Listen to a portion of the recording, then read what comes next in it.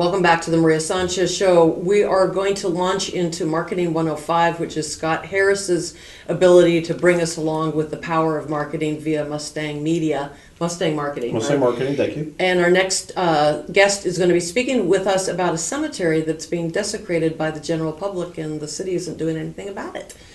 So, as a segue, Scott, you said... So I'm bracketed by WikiLeaks, Swedish laws, and a desecrated cemetery.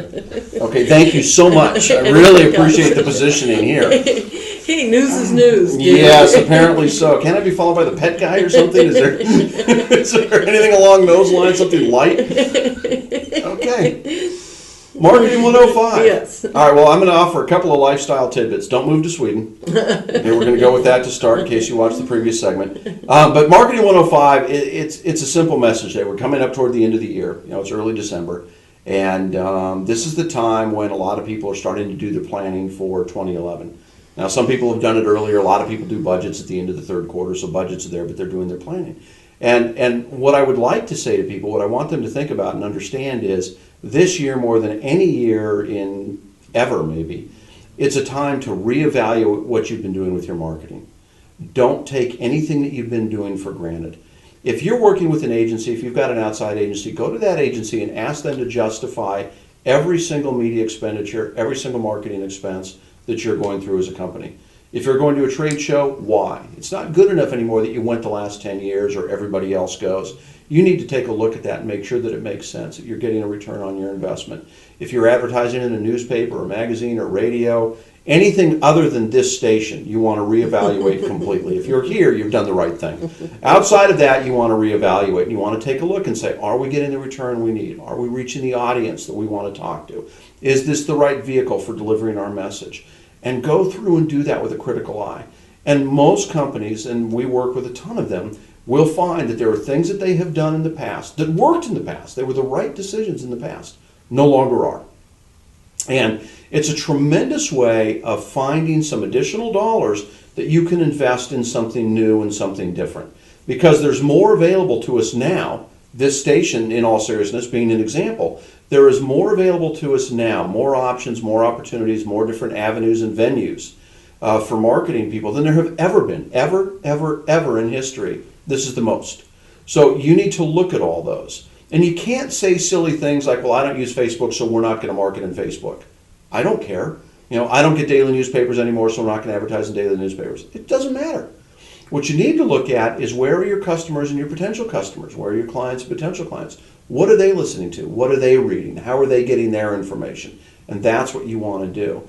And so this is the time you kind of go back to zero-based budgeting. Take a look at every single thing that you're doing. And again, every trade show, every speaking engagement, every direct mail piece, every ad, every brochure, every single thing, your website, take a look at it. If you've got a website that's 5, 6, 7 years old, it's probably not up to snuff. It's not enough just to say, I have a website. That doesn't work. You've got to take a look and make sure that website's working in today's marketplace, that it's effective for the people that are coming there now. And so as you do that, as you evaluate your expenditures for 2010, taking a look now at your investments in 2011, where are you going to go? What makes sense for you as an organization? And if you evaluate every investment that you make and you prioritize those investments, then you're going to have a far better chance of being successful next year than you did this year. And all indicators are the economy is going to be picking up, which is a great opportunity for most of us. So if you can get out there and get in front of your competitors, because a lot of people are still holding on to the purse strings, cutting back on travel, cutting back on charitable giving, cutting back on marketing. They haven't quite released that yet. They're a little tense about doing that. You get a heads up on some of your competitors and get out there, and you're now ahead of the curve. The market's picking up. People are starting to think about it, spending money again, and you let them know that you're available and that you have a product or service that they might want to buy. When they do go to release those dollars, the odds are much better they're going to come to you. So it's a chance to invest your money far more wisely than you have in the past. And if you're a little more aggressive, it's a chance to jump ahead some of your competitors who might still be a little nervous, a little gun shy about getting on there and taking on the market. How do you judge whether or not what you've done has been effective? Is there a percentage point or a cost? Well, there's a number return? of ways to take a look at it. I mean, in the old days, you had what were called bingo cards. Like if you advertised in a magazine, you literally, every ad in there had a number, and you would go through and circle the numbers on the ads you were interested in, mail this into the magazine. They would then mail it to each of the companies, and they would respond. You could say, oh, I got 18 bingo responses. That's how it was done when I was a kid selling advertising. Now what you want to do, I mean, there are a lot of ways, but you can judge incoming phone calls. You can judge traffic coming into your store. You know, one of the great ways to get information, and it seems to surprise a lot of people, is ask. If you have a retail outlet and somebody comes into the store and it's the first time they've been there, ask them why they're there. Did they see your ad? Did they see your sign? Were they referred by a friend? Did they catch you on KADY TV? I mean, what's happening? And so if you start to hear the same answer 2, 3, 4, 5 times, you're going to go, you know what? I think that ad in the paper is working. I think that ad on the Maria Sanchez show is effective. And if you never hear about something, if no one ever mentions it, then you might want to take another look at it. And if you're sophisticated enough, you can follow conversion to sales as well. You might have magazine A, for example, that generates 50 leads and magazine B that generates 20. But if magazine B generates 5 sales and magazine A generates 2, it's possible the quantity's good here, but the quality is better over here. So you just have to start tracking that. You have to start doing the best you can to track every lead and every sale. And if you're a big enough company, you can do maybe some brand awareness benchmark studies. You know, go out and say, okay, I'm gonna do a study, a survey of the people in the community and find out how many people know about the Sanchez clothing outlet. And if 8% of them know about it today, and we do an extensive marketing campaign, and 6 months later that number jumps to 20%, then there's a pretty good idea that the campaign is working. You've got 2.5 times as many people are now aware of your store. So the big thing you have to do is start keeping track of all the numbers that are available to you. I mean, you can do simple things like different 800 numbers for different ads. If you're advertising maybe in a series of magazines, you can have a different 800 number for each magazine, or each billboard, or each television spot. Code. Exactly. I mean, there's a number of those ways to do that. And so every bit of information you get helps you make decisions. It's not necessarily definitive. It's not black and white. There's not necessarily a matrix you can buy and say, okay, we got 3.7 here, so that's good. Let's double it.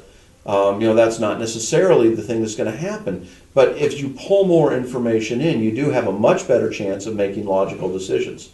And so if you follow that and take another look at it going into 2011, and even if you just start today, even if you say, okay, we haven't done any of that in the past. We maybe should have, we didn't, who cares? Let's start now. In 2011, start keeping track. Find out from your salesman. And that's another great way, by the way. Just ask your salespeople, what do you think is working? When you're sitting in the office, do they always say, hey, I saw your ad in Sanchez Monthly, or I saw you on the ESPN last night, or, I got your direct mail piece, or it was great to meet you at the trade show? If you hear that over and over, it's probably a pretty good sign. Mm-hmm. So keep track of that. Ask your sales guy what they're hearing. If you've got customer service people with incoming phone calls, have them ask them. Say, by the way, I'm so glad you're interested in our new jacket. How did you find out about it? Oh, I saw your press release in Cosmo, or I saw your billboard, or I was just walking through JCPenney's and there it was. I mean, and keep track of that information. And eventually, that very hazy picture will start to clear up for you. You'll start to hear the same voices and numbers coming through more often than not. And you say, you know what? It turns out that these trade shows are critical to our future. So we're going to shift some money and do more investment in trade shows. We're going to continue to follow it. That's the danger. People get used to doing something, they think because it worked this year, it's going to work forever. Not necessarily the case. So you want to take a look at it. So the bottom line is, coming up to the end of the year, go back and do a serious evaluation with no assumptions on your investment that you made in 2010, and use that information, and probably some of it will be new and surprising to you as you prepare your plans or alter them if they've already been prepared for 2011 and beyond. And that's our year-end hint. That's Scott Harris with Marketing 105 with Mustang Marketing in the Conejo Valley, Thousand Oaks specifically. And we thank you so much for your time. We will take a quick break and we'll be right back.